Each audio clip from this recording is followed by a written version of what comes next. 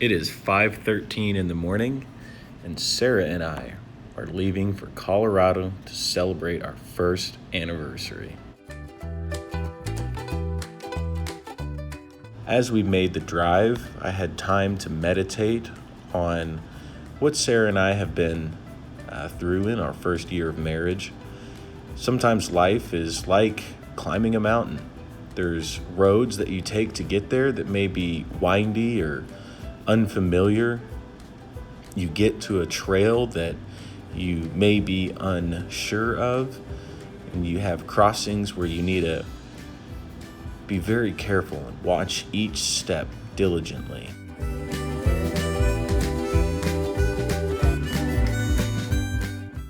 You also encounter moments when you just get to a place that is absolutely beautiful and you stop to reflect. But coming down the mountain is often not like that. It can be bumpy and difficult. You got to pay attention, and sometimes we'll even fall. But that's okay, because we can get right back up. If you notice, Sarah, she actually takes her time here and is much more cautious with her steps. But even when you're coming down the mountain, you need to stop and pay attention to what's around you, to just stop and enjoy a waterfall from snow melt just pouring over the rock side.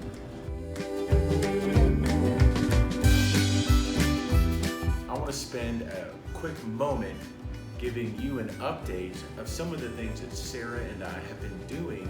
East West has had to continue postponing mission trips as borders are continuing to maintain quarantines. What we have been able to do here at East West, and some projects that I am involved in right now, have been kind of like spring cleaning or cleaning house. We are reformatting our pre-trip training process to be more uniform and unified across the board.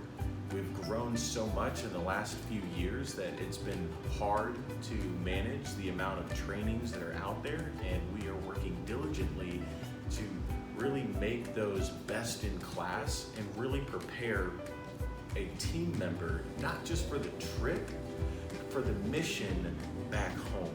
Another project that I've been involved in, reorganize and restructure our short-term mission trip shared drive on our network. So we sat down and reorganized about 50 gigabytes worth of information within this drive, and will better enable us to serve team members and team leaders in churches well. Sarah and I also have been able to disciple many more people than we normally would have been able to. Our capacity to disciple others has grown as well. Sarah is leading a couple Bible studies and discipleship groups, and I also am doing the same thing. Together, we're discipling about 20 different individuals. Some are in groups, some are one-on-one. It's a joy to see these other young adults, our peers, and other college students grow in their faith and really grow during this quarantine, through this COVID crisis. I want to thank you all for how you have supported me and Sarah through this phase, with all your generosity, with how much this crisis has impacted our economy, and so many people are losing their jobs. I know here in our own county, most of the people that now are receiving food assistance have never had to do this before, and it's kind of terrifying for a lot of families. Thank you for your generosity towards me and Sarah. As we close this video, take a moment to just hear some words from Sarah. On our drive up to Colorado, we did a video letter to ourselves for after the trip to watch on the way back. And this was something that Sarah said towards the end of it, as she was giving herself advice and lessons that we had learned from our first year of marriage. So Sarah, remember what Jesus did for you. Just always remember that. And then respond.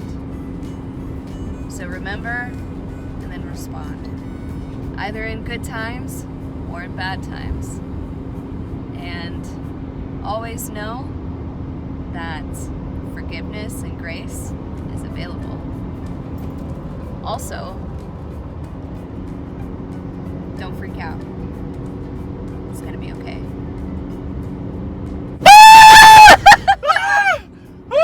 I wasn't expecting that one.